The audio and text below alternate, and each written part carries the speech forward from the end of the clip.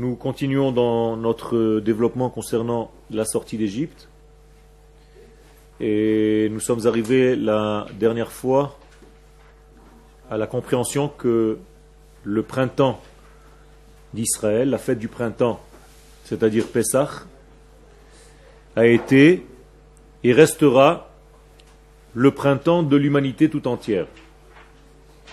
Autrement dit, sans la sortie d'Égypte, sans la sortie d'Israël du pays d'Égypte, avec tout ce que ça comprend dans le sens profond de la sortie, de cette libération, eh bien le monde entier resterait dans son exil qui n'a pas de fin. Et donc je reprends à cette étape-là, il m'allait, Yetziat Israël mi Mitzrayim. Sans la sortie d'Israël du contexte Égypte, Haya ha'olam nish'ar begalluto la'ad. Le monde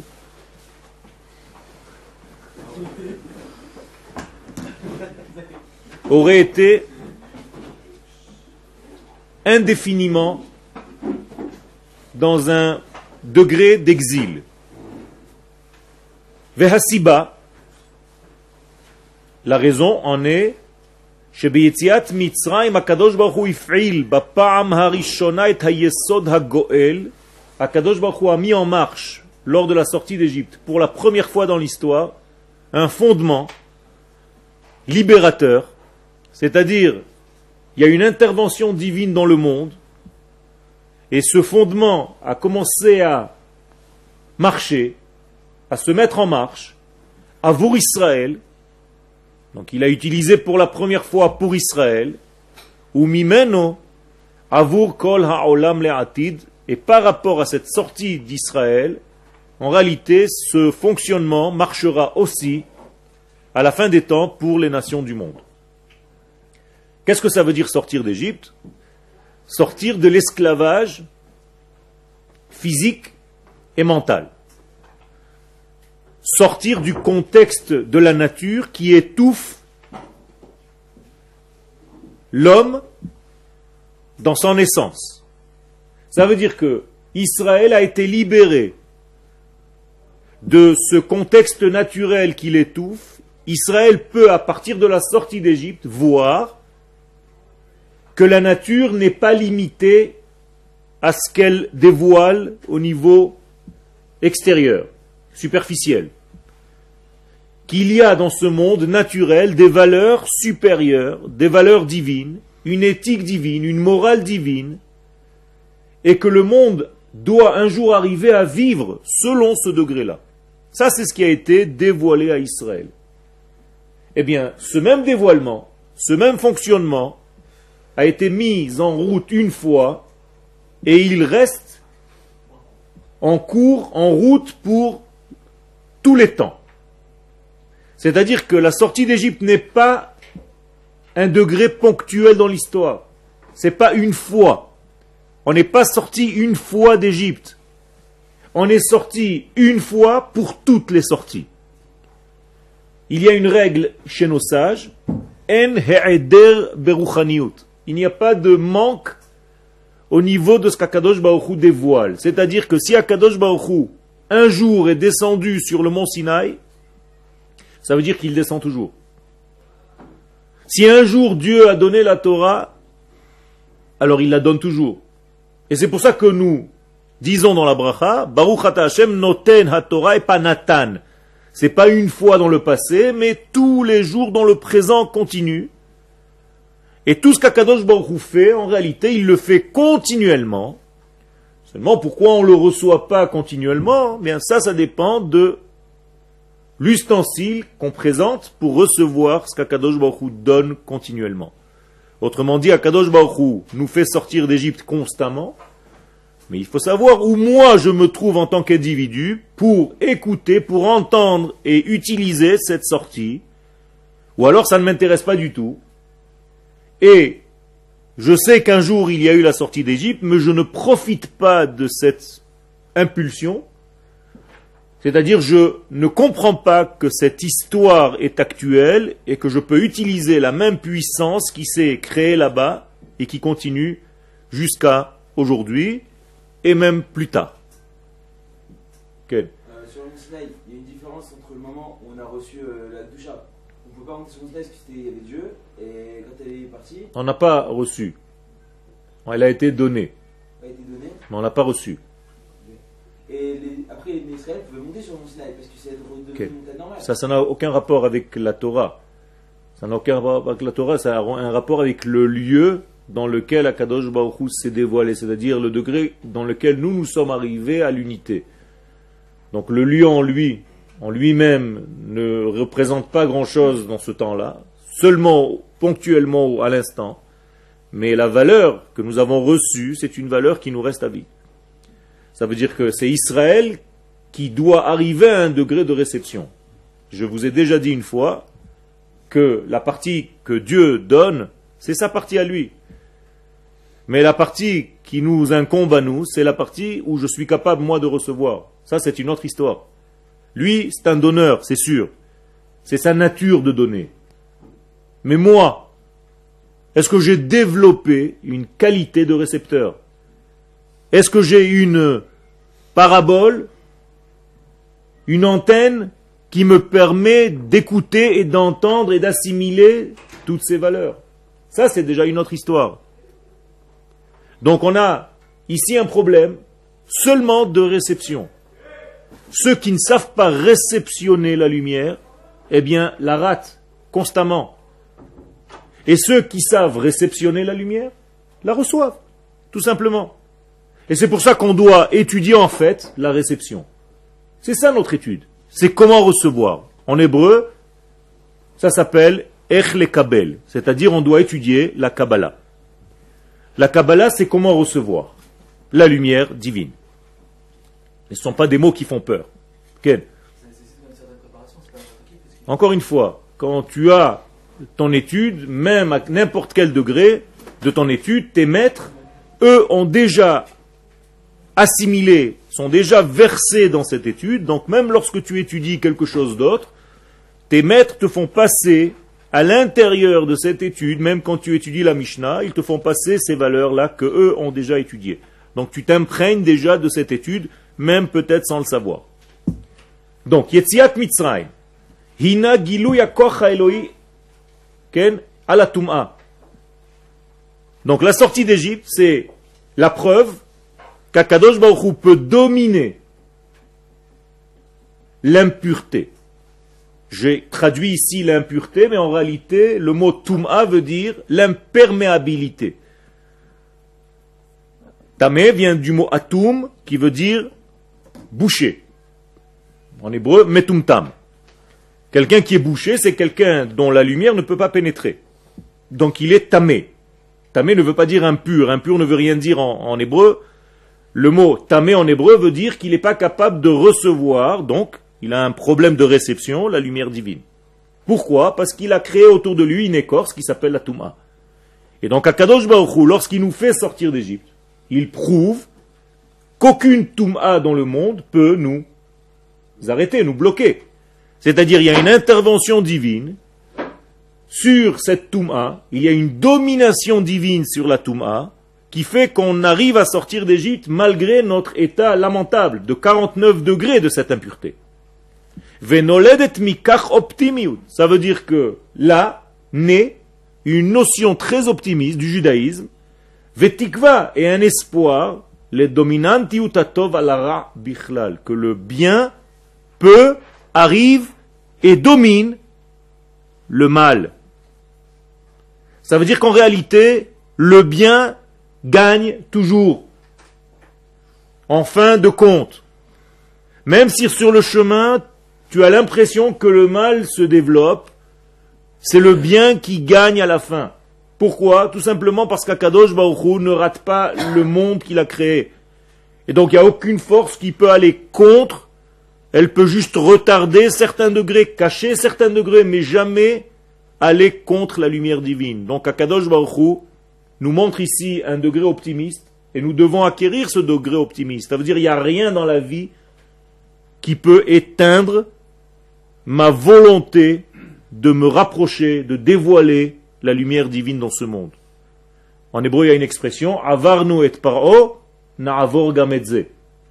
Si on a réussi à passer la clipa qui s'appelle paro, eh bien on peut passer n'importe quoi dans ce monde, et c'est vrai, c'est une expression vraie, ça veut dire que c'est le coup d'envoi, le premier degré optimiste qui est dévoilé dans le monde. Akadosh Baruch Hu apparaît comme un Dieu optimiste, un Dieu de vie, qui nous dit, il n'y a aucun problème, rien ne peut vous arrêter si véritablement vous cherchez cette lumière. La preuve, regardez, je vous fais sortir de l'étouffement le plus grand qui puisse exister dans ce monde, c'est-à-dire l'Égypte. La prison la plus grande, et au niveau mental, et au niveau psychique, et au niveau corporel, de ça je vais vous sortir. Donc si je vous fais sortir de cela, plus rien après ne peut devenir un obstacle pour vous. Vous allez devenir des hommes optimistes qui savent qu'ils peuvent tout combattre et tout battre et tout gagner. Si vous sortez avec cet élément seulement de tout ce qu'on fait, j'ai gagné mon pari. C'est-à-dire, pas avec une dépression dans la vie, avec une angoisse, je ne vais pas pouvoir réussir, mais avec ce degré d'Égypte, je sors avec un optimisme extraordinaire, je peux réussir et je vais réussir tout ce que je vais entreprendre. Be'ezrat Hashem. Et c'est ça le inyan de sortir d'Égypte. Donc sortir d'Égypte, arrêtez de voir ça comme une histoire d'un peuple qui était un jour, il y a 3000 et quelques années, dans un autre endroit. Voyez la sortie d'Égypte comme une sortie qui vous touche à vous, qui nous touche à nous, à chaque instant.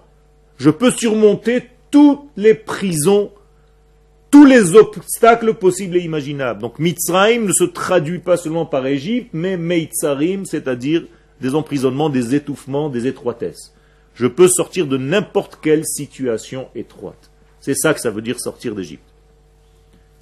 Hatov menatzeach, donc le bien c'est celui qui gagne, ou machnia besofo shel davar et tara haolami, et il va dominer le mal mondial. Hakashur baggaava, et d'où vient ce mal? Ce mal, eh bien, il vient, il faut le décoder d'abord pour pouvoir en sortir. Le mal commence par l'égoïsme, par l'orgueil. Orlat halev, ce qu'on appelle le prépuce du cœur, l'incapacité à voir l'autre. Lorsque la personne ne pense qu'à elle-même, lorsque l'ego est tellement grand que la personne ne voit plus personne, à part elle-même, alors là elle tombe dans le plus grand malheur, c'est-à-dire le plus grand ennemi de l'homme, c'est lui-même, lorsqu'il devient égoïste, lorsqu'il ne pense qu'à lui, lorsqu'il oublie qu'il est une nation. C'est pour ça que la sortie d'Égypte n'était pas une sortie d'homme personnel, c'était la sortie d'un peuple. Aucune personne seule ne pouvait sortir d'Égypte. Est-ce que vous comprenez cette notion? C'est très profond. Pour sortir d'Égypte, il faut comprendre, assimiler que je suis un peuple. Au moment où je suis un peuple et je comprends ce secret, je peux sortir de ma prison. Là aussi aujourd'hui, dans ce que je viens de vous dire, tu ne peux pas sortir de tes angoisses, tu ne peux pas sortir de tes faiblesses, tu ne peux pas sortir de tes avérotes si tu as l'impression que tu es seul dans ce combat. Impossible. Si tu te rattaches ta neshama à la neshama collective du peuple d'Israël, alors tu peux sortir de cette Égypte, de n'importe quelle Égypte. Donc vous avez une condition pour sortir d'Égypte. Ça ne se passe pas comme ça. C'est dans la prise de conscience que je suis une nation, un peuple. C'est tout. Impossible de sortir seul. O chavruta, o mituta. Ou tu es dans un contexte ensemble, ou tu meurs. Et la sortie d'Égypte, c'est retour vers la vie. Rester en Égypte, c'est mourir. Pas par hasard que ceux qui sont restés en Égypte sont morts dans la plaie des ténèbres. Et dans cette plaie des ténèbres, il est dit là-bas en Égypte, Velo raou ish et achiv. Alors, ceux qui traduisent textuellement, ils se disent, oui, il faisait tellement noir que les gens ne pouvaient pas se voir. Alors, je vous propose une autre traduction. Quand les gens ne peuvent plus se voir, alors ils meurent dans la plaie des ténèbres. Velo raoui shetachiv. Lorsque tu n'arrives plus à voir ton frère, alors tu es tombé dans la plaie des ténèbres. C'est comme ça que tu es en train de mourir. C'est comme ça que tu ne vois pas la lumière et que tu vas mourir, tu ne vas pas sortir de ton Égypte. Parce que tu ne vois que toi. Donc, le prépuce du cœur, il faut le nettoyer. De la même manière qu'on enlève le prépuce de la Brit Mila au bébé à 8 jours, de la même manière, à chaque fois dans ma vie, je dois m'efforcer à nettoyer mon cœur de cet obstacle, de cette Égypte, de ce pharaon qui en réalité me ferme dans une prison de moi-même, de ma propre nature. Je deviens prisonnier de mes instincts animaux. Ça, c'est l'Égypte.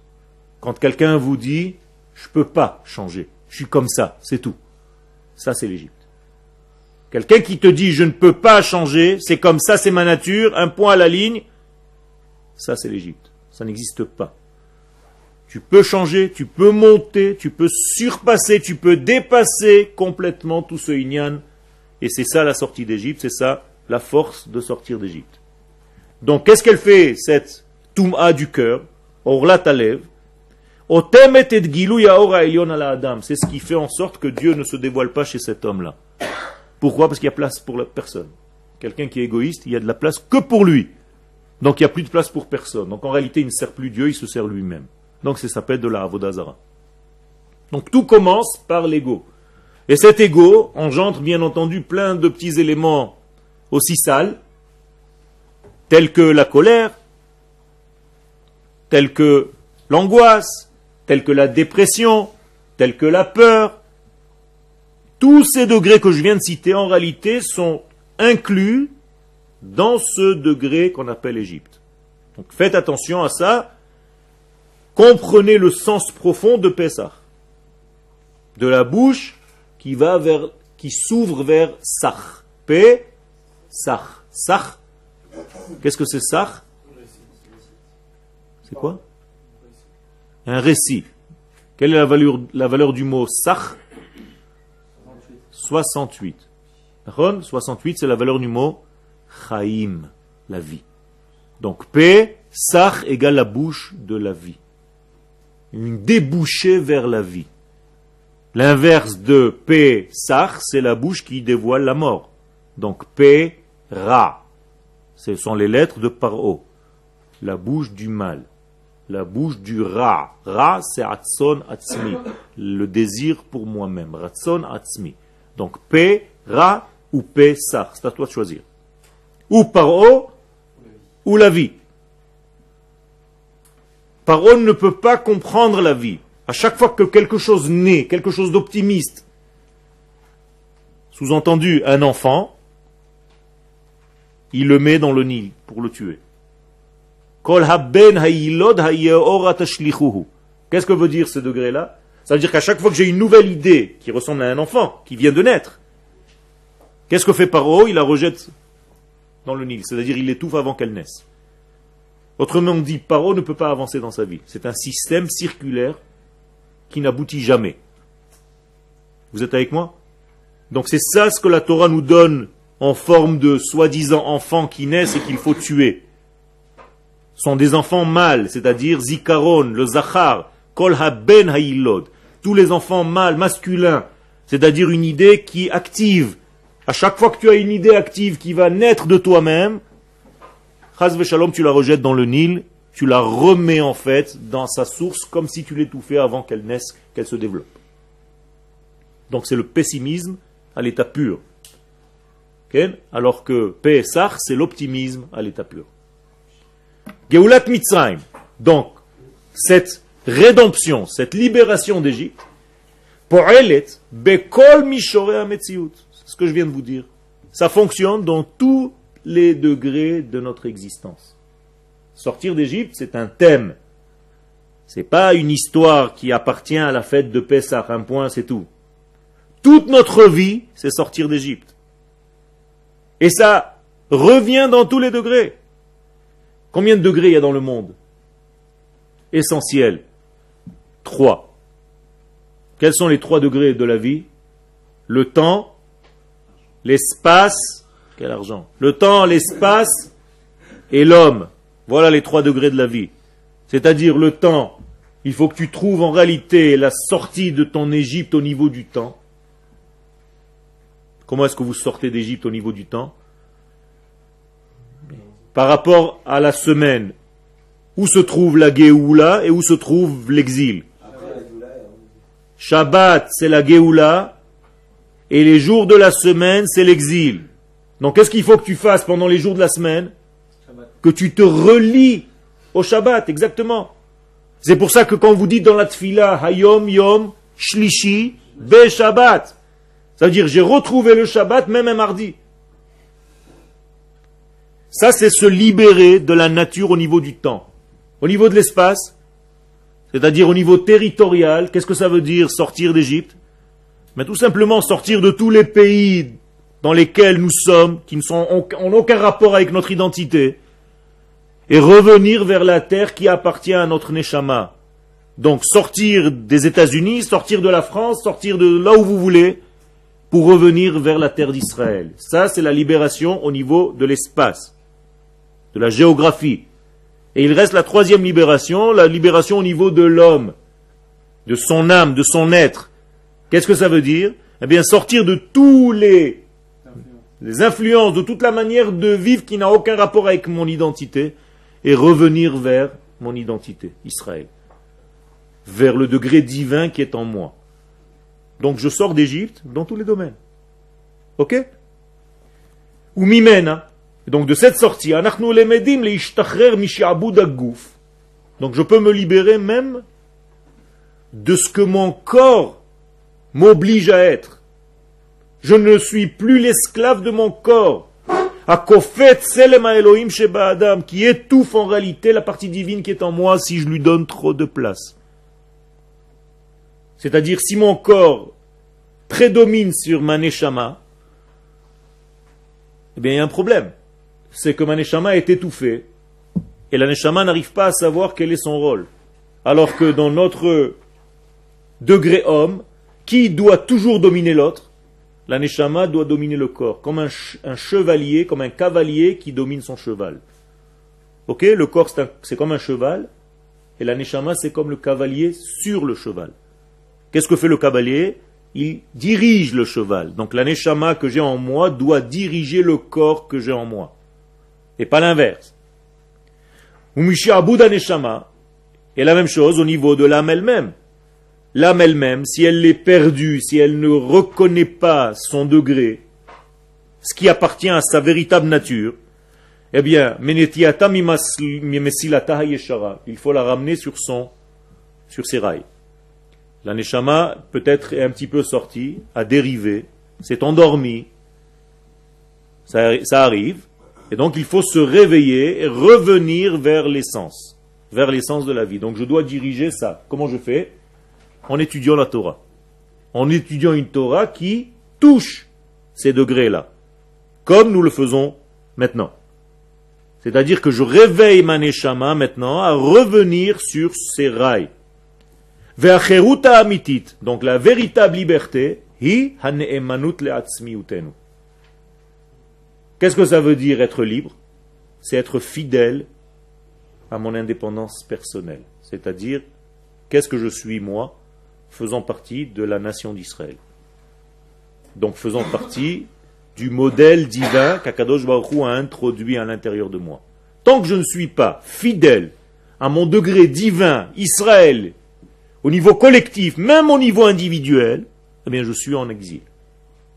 Tant que je ne prends pas conscience que je suis une partie de ce peuple qui est complètement fabrication du divin, je suis encore en exil. Et donc, je dois reconnaître d'abord, en premier degré, ma ségoula. Qu'est-ce que ça veut dire ma ségoula? Comment vous traduisez ma ségoula? Ma propriété, ma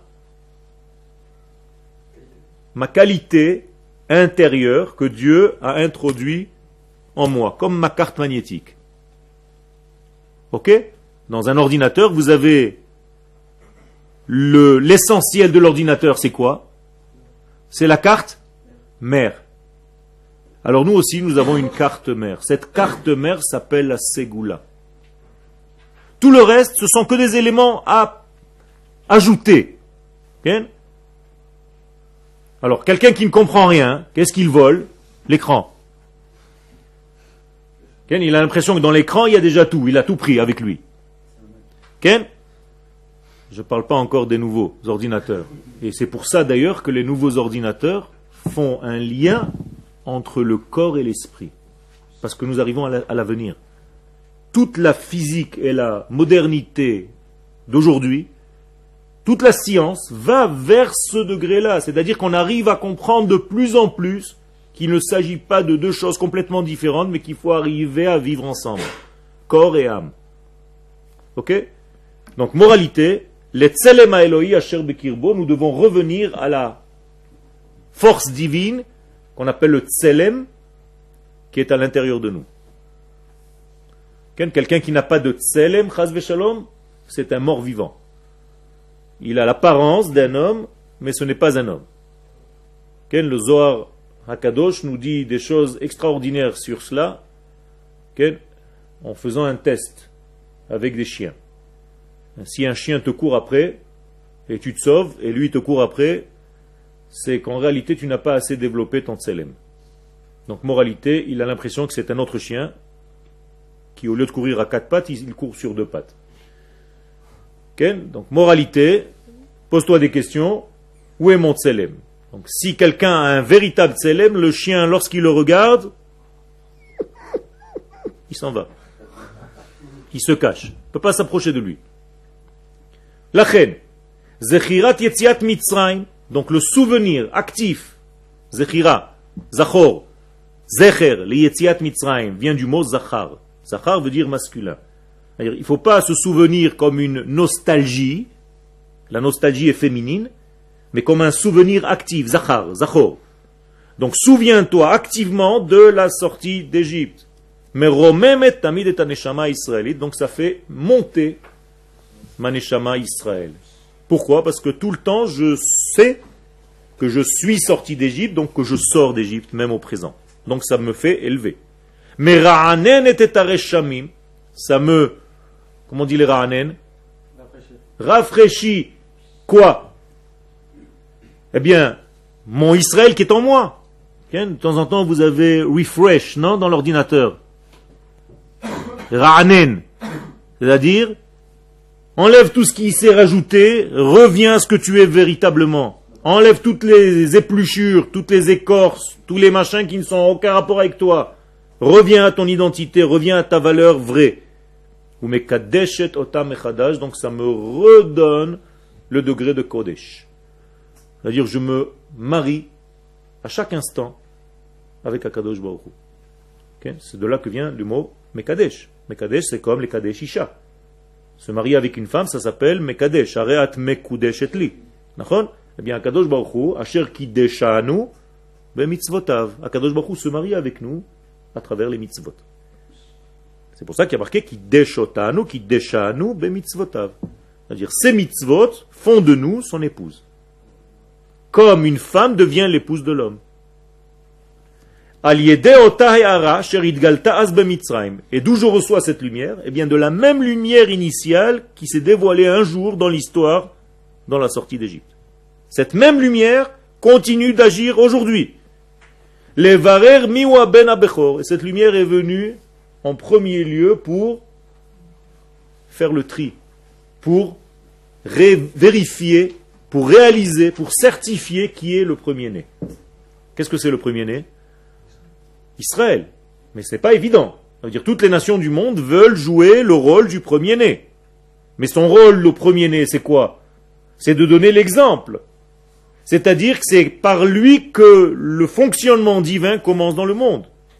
Donc, à Ben Abechora Amiti, il fallait se battre contre Paro. Paro voulait être lui, le premier-né. Donc, il voulait créer un nouveau peuple d'Israël. En faisant quoi? Comment je peux créer un nouveau peuple d'Israël? En se mariant avec les filles, puisque le judaïsme passe par la maman, et en tuant les hommes. Donc, il a tué les bébés mâles, il a pris que les filles. Et donc, un Égyptien qui se marie avec une fille juive, égale Un enfant juif. Donc c'est un nouveau judaïsme avec une mentalité égyptienne. Vous avez compris? Donc il a voulu recréer un peuple juif. Non, non, non, non, non, non, non, non, non, non. Passe par la filiation, passe par la mère. Et donc tu crées un nouveau peuple avec une mentalité égyptienne. Donc c'est ce qu'il voulait faire. Ça veut dire pourquoi faire tout ça?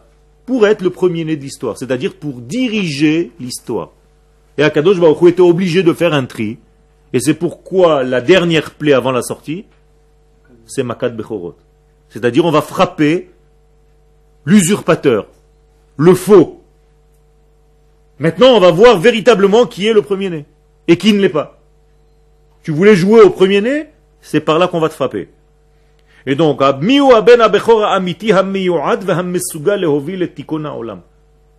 premier-né, il a un rôle très important. D'ailleurs, tous ceux qui ne le sont pas veulent le devenir. Le seul peuple qui l'est ne veut pas l'assumer. Vous êtes avec moi ou je parle tout seul?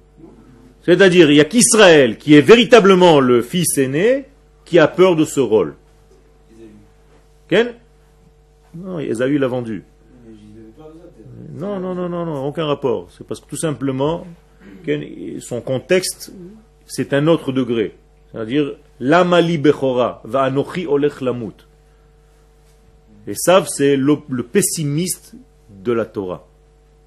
Anochi olech lamut. Ça veut dire, il n'a pas de Anochi Adonai Elohecha Asher Otzeticha Me'eretz Mitzrayim. Il n'a pas le même Anochi des 10 paroles. Son Anochi à lui, olech lamut. C'est-à-dire, pour lui, tout est mort. Il n'y a pas de vie, il n'y a pas d'avenir, il n'y a rien. De toute façon, on vient, on mange ce qu'il y a maintenant. Demain, qu'est-ce qui va se passer? On n'en sait rien. Okay? Des gens qui réfléchissent comme ça, c'est Esav. Okay? C'est la partie occidentale. Alken, c'est pour ça qu'il faut leur redonner l'optimisme de vie. Qui est censé donner ce travail-là? Israël. C'est-à-dire, Israël doit redonner au monde un optimisme. C'est pas évident. Et c'est pour ça qu'ils essayent de nous salir toute la journée. Pourquoi ils essayent de nous salir? Pour nous dire, vous avez tort. Le monde, c'est un échec. Même vous, qui soi-disant vous êtes les premiers-nés, vous êtes aussi sales que les autres. Et c'est pour ça que tous les soirs, en pyjama, ils sortent voter à l'ONU contre Israël. N'importe quoi. Ken? Tous les votes de l'ONU, c'est contre Israël. Dans tous les domaines. On ne sait pas pourquoi, c'est comme ça. C'est-à-dire, avant d'aller au vote, c'est déjà vendu d'avance. Pourquoi vous êtes aussi sale que tout le monde? Arrêtez de croire que vous êtes un peuple spécial que Dieu a choisi. C'est ça le message qu'ils veulent faire passer au niveau intérieur. Et vos soldats sont aussi pourris que les autres soldats dans le monde, et votre culture, et vous êtes des racistes, et vous n'avez pas les droits de l'homme, vous ne respectez rien, et ainsi de suite. Et qui nous donne ces leçons-là? Des pays qui sont en réalité les champions du monde du manque de droits de l'homme. Hier, il y a un vote à l'ONU au niveau des droits de l'homme pour Israël, pour dire que dans le nord d'Israël, Israël ne respecte pas les droits de l'homme. C'est-à-dire, regardez la bêtise de ces gens-là. Parmi eux sont assis des Syriens qui sont à quelques mètres de la frontière. Là-bas, on respecte les droits de l'homme. Okay? Mais c'est comme ça. Donc, Baruch Hashem, nous avons un rôle et nous devons le respecter. Et même quand on veut nous sauver de ce rôle-là, ce sont les nations qui nous rappellent qui nous sommes. Et donc elles nous rappellent à l'ordre. Donc toutes les influences, toutes les forces que nous avons vécues à la sortie d'Égypte, mais la vie motanu la netzach, ça nous accompagne sans arrêt, jusqu'à la fin des temps. Donc les mêmes puissances, la même énergie, le même optimisme,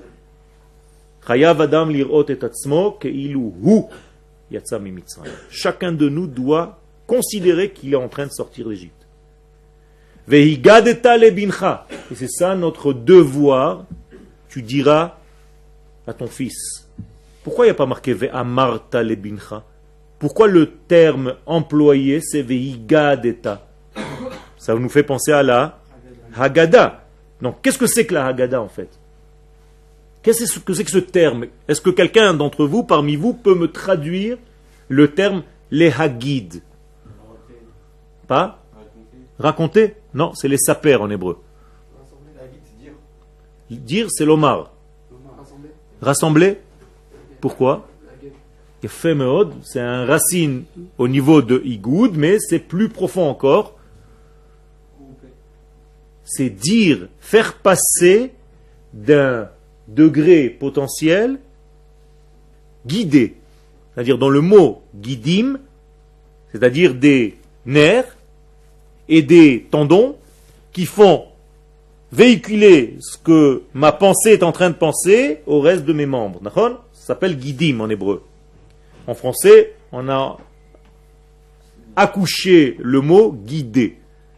Donc guider vient du mot léaguide. Un guide, quelqu'un qui va guider un groupe, c'est pour ça. C'est-à-dire il va l'amener vers l'endroit qu'il veut lui montrer. Donc léaguide, c'est pas seulement dire, c'est faire vivre en regroupant ceux à qui je suis en train de parler, en faisant venir un degré potentiel qui était en réalité l'idée qui se cache à l'intérieur de Pessah et la faire amener vers mes enfants. Donc qu'est-ce qu'il faut que je fasse le soir du Seder de Pessah avec mes enfants, avec ma famille dans la maison? Qu'est-ce que vous devez faire quand vous allez être avec votre famille? Non, pas seulement rassembler. Guider. Les guides. C'est-à-dire faites le rôle que vous êtes en train d'apprendre ici. Faites venir l'idée principale. Enlevez tout ce qui est autour. Juste l'idée principale. Si vous arrivez à décoder la graine, l'essentiel, vous allez toucher tous ceux qui sont assis autour de vous à table. Le soir du Seder. Mais pour ça, il faut décoder l'essence. Et arrêter de parader autour. Quand quelqu'un ne sait pas faire de la couture, qu'est-ce qu'il fait? Il rajoute des épaulettes et des poches de partout. Plus un vêtement est simple, plus il est beau. Plus tu ne sais pas créer quelque chose, alors est-ce que tu retrouves des kilos et des kilos de machin. Ok? Donc, Veigadta le bincha. Dans tous les domaines, c'est pareil. L'art, c'est la même chose. La Torah, c'est la même chose. Il y a des cours où rien que tu dis des tonnes d'informations. Il y a marqué, il y a marqué, il y a marqué, il y a marqué plein de choses. Il y a plein de trucs qui sont marqués. J'ai un Rav à la maison extraordinaire. Il s'appelle Rav Google. Vous savez pas, à chaque fois que je tape un truc, il me sort des trucs extraordinaires. Mais c'est pas un Rav. Ça, c'est de l'information. C'est pas de la Torah. La Torah, c'est pas un ramassis d'informations. C'est pas parce que je sais des gmarot par cœur et des feuilles et des mekorot, des sources, que je suis un Talmid Chacham. Un Talmid Chacham, c'est qu'à chaque cours, il a sorti en fait le Hamoud Ashidra. Il a sorti en fait la colonne vertébrale du cours. Il a compris le sens profond du cours que le Rav est en train de dire. À la limite, même lorsque le Rav se tait, cet élève entend. Ça, c'est déjà les grands élèves. Les petits élèves, ou les élèves moyens, on va dire, pour ne pas les vexer, comprennent le cours lorsque le Rav parle. Les top niveaux des élèves comprennent le cours lorsque le Rav se tait. Cherchez à comprendre. Donc on doit prendre ce degré-là de la sortie d'Égypte pour toutes les générations. Yetziat Mitzrayim hi shichrur haratzon vechofesh haofi shelanu. Donc nous avons un ofi. Qu'est-ce que c'est un ofi? Un trait de caractère intérieur qui nous est propre, parce que nous sommes nés parmi cette nation d'Israël. Est-ce que nous avons retrouvé ce trait de caractère qui nous différencie des autres? Oui ou non? C'est ça qu'il faut se poser comme question. Est-ce que j'ai retrouvé mon trait de caractère initial, tel qu'Akadosh Baruch Hu m'avait programmé dans l'ordinateur de la création du premier homme? Et c'est grâce à ça que je sors de Paro. Donc Paro, vous l'avez compris, n'est pas un personnage d'histoire qui mesurait 1 mètre cube ou un demi-mètre cube. Paro est bien à l'intérieur de nous. Et il faut que je le décode tout de suite. Et si je ne le trouve pas, il me remet en Égypte. Et donc, pour sortir de ce Paro qui est à l'intérieur de moi, je trouve son coéquipier, qui est beaucoup plus fort que lui, Moshe. Donc, Moshe Rabbeinu, il vient sans arrêt chez Paro. Ils sont dans la même enseigne. Et sans arrêt. Et les 10 plaies, c'est quand j'arrive pas à comprendre.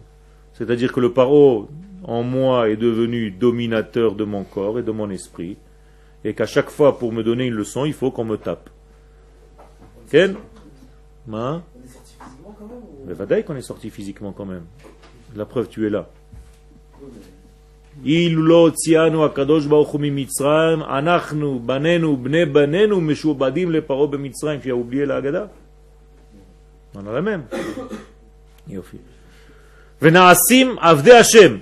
Et donc, je suis sorti de l'esclavage de Paro et je suis devenu le serviteur de Dieu. Alors vous allez me dire, mais c'est un autre esclavage.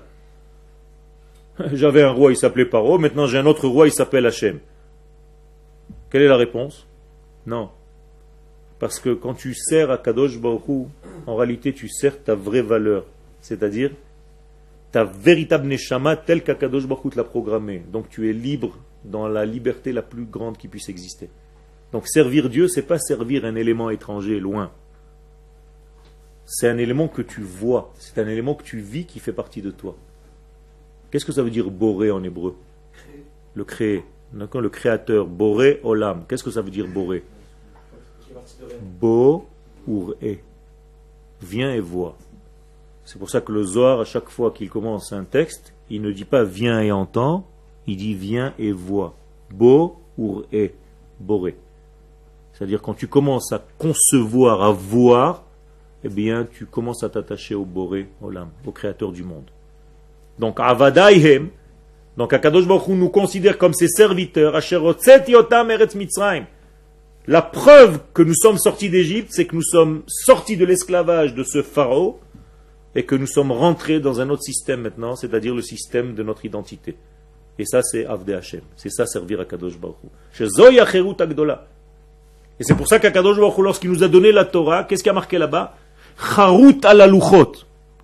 Il a gravé les paroles sur les tables. Et les sages nous disent dans la Gemara, Al tikre charut ela cherut. Quand tu as reçu la Torah, en réalité, tu n'as pas reçu une loi qui vient de l'au-delà et qui m'étouffe, j'en peux plus. Qui il est pour me donner des lois? C'est pas ça, chas v'shalom. Il a donné les lois qui correspondent à ma véritable nature. Comprenez? Les lois, les mitzvot, la manière de vivre que Dieu nous a donné au Mont Sinaï, c'est nous. Parce qu'on avait peur de reconnaître ce degré. Qu'est-ce que ça veut dire ne pas recevoir ici? Tu as compris maintenant le sens du mot ne pas recevoir. C'est comme si je te dis quelque chose et tu refuses d'admettre. C'est ça ne pas recevoir. Ça prend du temps. C'est un processus. Tu vas faire quelques petits tours, ça peut te prendre 1000 ans, comme dans le cas là-bas, mais ça peut te prendre ici 2 jours, 3 jours, 1 semaine, 1 an. Au début, tu te dis, mais qu'est-ce qu'il me raconte celui-là? De quoi il me parle? Je ne suis pas d'accord avec tout ce qu'il dit, je ne suis pas d'accord. Et tout doucement, tout doucement, tout doucement, tu commences à accepter. Maintenant, tu commences à recevoir. D'accord? Il y a une différence entre le don et la réception. C'est le début du shiur. Et donc, au moment où Am Israël a accepté sa véritable nature, parce que ce n'est pas évident de vivre selon sa véritable nature, au début on a envie un petit peu de se sauver, on n'a pas envie de la recevoir, parce que c'est plus facile, apparemment, mais en réalité c'est un piège, tu tournes en rond, tu n'avances pas, jusqu'au moment où tu admets ce que tu es. Et là tu commences à jouer ton rôle. C'est-à-dire, il y a des gens, par exemple, qui ont un rôle d'être des dirigeants. Mais comme ils n'acceptent pas ce rôle au départ, on leur dit, mais allez, vas-y, prends les initiatives. Hein. Tu vois bien qu'on ne sait pas quoi faire. Alors qu'est-ce qu'il vous dit? Pourquoi moi?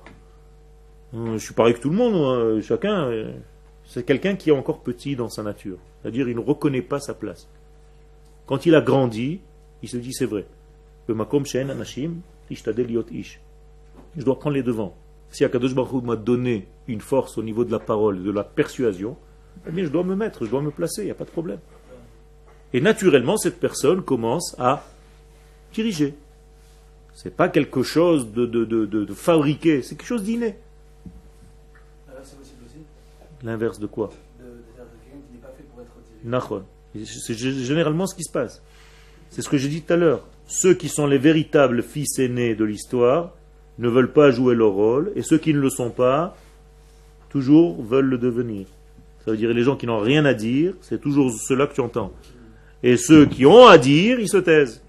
Donc il faut savoir ouvrir quand tu dois ouvrir et te taire quand il faut te taire. Ok? Ken? Le matin, quand il fait dur, c'est dire Quel? C'est dur à dire qu'on est libre et que c'est notre nature. Tout à fait. Tout à fait. C'est un travail énorme. Naturellement, on n'est pas fait pour travailler comme ça. Tu as raison. Apparemment, dans notre nature extérieure, superficielle. Donc quand je parle de nature profonde. C'est-à-dire, il faut que tu fasses un travail pour arriver à entendre, à écouter ta nature profonde et pas ta nature corporelle extérieure. D'accord? Alors, Omnam, Yetziat Mitzrayim, on avance vite, Naasta biyat chazaka ou bizroa netuya. Si c'est aussi simple, pourquoi Kadosh Baruch Hu a été obligé d'utiliser la force? Biyat chazaka ou bizroa netuya. Qu'est-ce que ça veut dire? Eh bien, tout simplement que nous n'étions pas prêts de sortir. D'accord? Klomar, beitoreru taora eloït al Israël bedilug ou bepsicha al maasem veshelo behadraga. Qu'est-ce qu'Akadosh Baruch Hu était obligé de faire pour nous faire sortir d'Égypte? De dépasser quoi? La nature, c'est-à-dire de dépasser en tout cas la nature superficielle qu'on a absorbée en Égypte. À force de vivre en Égypte, on est devenu Égyptiens, comme des Égyptiens. Ça veut dire, qu'est-ce qui nous est resté en fait de Juifs, d'Israël? Que notre sgoula. Nos actions extérieures, notre façon de parler, d'être, de vivre. Okay? À l'intérieur, c'est resté le même, mais à l'extérieur, ça commençait un petit peu à jouer des tours. Alors, qu'est-ce que Akadosh Baruch Hu doit faire? Il doit fermer les yeux sur ce degré superficiel extérieur pour ne s'adresser qu'à la partie intérieure de nous-mêmes. Et pourtant, c'est ce que je voulais entendre. Je savais que tu allais poser cette question. Ils n'ont pas changé leurs habits, leurs vêtements et leur nom. Alors ça, c'était au moment où Yosef était encore vivant. Dès que Yosef est mort, dès que les frères sont morts, Israël a commencé un petit peu à se perdre. Et la génération, c'est un peu la même chose. On est en gueule pendant 2000 ans, on s'est habitué à... Pourquoi un petit peu? Beaucoup. Ah. C'est exactement la même chose. Alors de quoi? Cache beaucoup de force, il va être obligé à Non, la nature? non, Baruch Hashem, aujourd'hui on est revenu sur notre terre. Hein? Non, non. Ah oui, mais après tu as encore la possibilité de rester, la preuve. Hein? Tes copains ils sont encore là-bas, non? David. Et Ruben, non, je te parle pas de toi, l'autre, David. David Cohen. Hein? Ah, il est encore là-bas. Et Benjamin, il est encore là-bas. Tu vois, je les connais tous. Alors, tu me racontes, ils ont le choix le même que toi. Mais toi, tu es au Machon Meir. Comment ça se fait? Mais t'as entendu un chauffard intérieur. Tiens. Non, mais il faut que ce soit un peuple, encore une fois. Il a fait. C'est pour ça que tu es venu ici. Tu es venu rejoindre ton peuple. Tu ne vis plus au niveau individuel. Ça, oui. Ken, non, c'est pas les visiteurs. Velelo, Sio, j'entends tout, je suis un radar.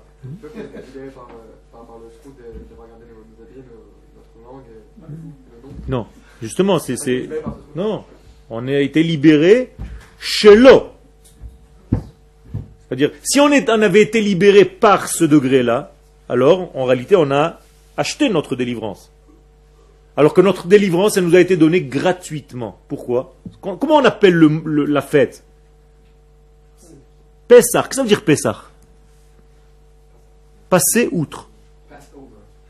Okay?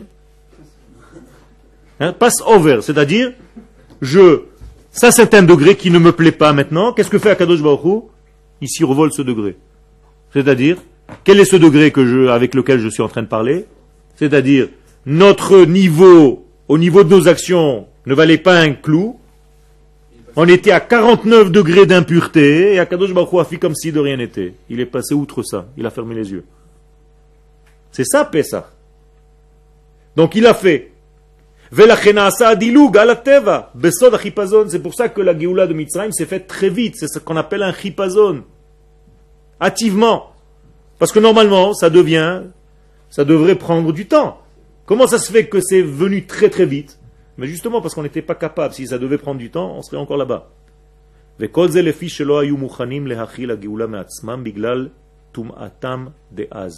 étaient tellement impurs qu'ils ne pouvaient pas contenir bichlal cette lumière de la Géoula.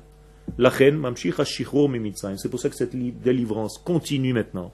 Et ce qu'on a eu là-bas, malgré nous, on doit l'acquérir maintenant grâce à nous. Ok? C'est-à-dire que maintenant, dans la Géoula actuelle, nous devons agir. On ne doit pas, surtout pas attendre qu'Akadosh Baruch Hu vienne intervenir miraculeusement. Donc, on prend les armes pour défendre notre peuple, on vient s'installer ici, et on développe tout ce qu'il faut développer. Donc, devenez les meilleurs dans chaque domaine que vous touchez dans votre vie. Devenez les meilleurs. À chaque fois que vous allez être meilleur dans votre domaine, ça va être Kiddush Hashem. Parce que votre nom sera connu dans le monde entier. Alors je me dois d'être le meilleur dans ce que je fais. Et toi, tu vas être le meilleur dans ce que tu fais. Et on sanctifie le nom de Dieu. Parce que c'est un degré qui vient d'Israël. Et donc chaque fois, maintenant, dans notre histoire actuelle, ça a revêtu, ou revêti, je ne me rappelle plus comment on dit en français, de nouveaux vêtements. C'est-à-dire on a changé un petit peu, en fait, le vêtement de la sortie d'Égypte. On a de nouveaux vêtements maintenant. Qu'est-ce que ça veut dire de nouveaux vêtements? Une nouvelle manière de faire la sortie d'Égypte. Grâce à quoi? Grâce à notre retour. Et là, je termine avec le cours. Quelque chose de très important. À chaque fois, on parle de sortir d'Égypte. Donc si je parle sans arrêt de sortir d'Égypte, quelle est ma référence toute la journée? À quoi je pense? Non, à l'Égypte. On est d'accord? Quand tu dis à quelqu'un, tu dois sortir d'Égypte, à tout prix, sors d'Égypte. Donc, quelle est sa référence? L'Égypte. Ça veut dire que toute ma vie, je suis coincé dans un système d'Égypte et à combien je suis en train de m'éloigner de l'Égypte. Mais ce n'est pas un bon système, ça aussi. Ce n'est pas un système complet. Le système complet, c'est de sortir d'Égypte, c'est vrai. Mais la deuxième phase, c'est d'aller vers Eretz Israël. C'est-à-dire, si tu sors d'Égypte, mais tu n'as pas où aller, ton système c'est te sauver de l'Égypte, donc tu vas te sauver du mal dans ta vie. Tu ne vas pas habiter avec des gens qui n'ont pas la même étude que toi, tu vas éviter d'habiter dans tel quartier, tu vas éviter de te marier avec une femme comme ça, tu vas éviter que tes enfants soient comme ça, mais toute ta vie tu es en réalité en train de te sauver de ça, de ça, de ça et de ça, d'accord? Mais tu vas jamais vers quelque chose. Alors développe ce nouveau système. Parce que la Yetziat Mitzrayim, la véritable Yetziat Mitzrayim, c'est pas seulement de sortir d'Égypte, c'est d'aller vers la terre que je vous ai promis. Et ça, c'est dans le même contexte. Tout ce que j'ai dit dans l'Égypte, Israël, c'est pas seulement une terre, c'est tous ces éléments inverses de l'Égypte, c'est-à-dire la morale divine, le développement d'un neshama, le développement du corps, le développement de la nation d'Israël, le développement du temps d'Israël, et tout ça, ça c'est Eretz Israël. Donc ne voyez ni l'Égypte ni Eretz Israël comme deux terres, voyez-les surtout comme des notions, comme des niveaux de conscience. Il faut sortir de l'un, mais n'oubliez pas d'aller vers l'autre. Veheveti etrem el haaretz. Et c'est ça la 5e parole des 4 enfants. Des 4 degrés. Vehotzeti, veitzalti, vegaalti, velakachti, veheveti. Quand vous allez arriver à veheveti etrem el admatrem, alors vous allez retrouver la vie. Ken. Maintenant, quand ça se trouve plus, c'est-à-dire, il sort de. Il va sortir de son exil. Donc c'est à l'Égypte, elle sort de son Égypte? Exactement. L'Égypte doit sortir de son Égypte, c'est-à-dire l'Égypte doit se libérer de tout le système erroné dans lequel elle vit. Okay? Pour arriver à une morale divine, et cette morale divine, c'est encore un cours à part entière, okay? C'est Israël qui doit donner au monde, ce qu'on appelle les Bnei Noach. Okay? Tout le secret des Bnei Noach, c'est ça. C'est justement de savoir qu'il y a un peuple d'Israël qui doit, en fait, qui a reçu le rôle d'intermédiaire entre Akadosh Baruch Hu et le monde. Et il faut passer par Israël. Okay. Le 5e enfant, c'est celui qui est oublié? Non, je ne parle pas de ce 5e enfant, je parle de la 5e parole des 4 paroles de délivrance. Ok? Quand Akadosh Baruch Hu rencontre Moshe pour la première fois, il lui donne tout le programme. Et bien dans tout ce programme-là, il y a une 5e parole, Veheveti etrem el admatrem. Et l'Eretz Zavatra la bout de vache. Je vous amènerai vers la terre. Et les gens, malheureusement, s'arrêtent toujours, me sauver d'eux, me sauver d'eux, me sauver d'eux, me sauver d'eux, mais jamais aller vers. Alors apprenez à aller vers dans votre vie. Vous allez gagner beaucoup de choses.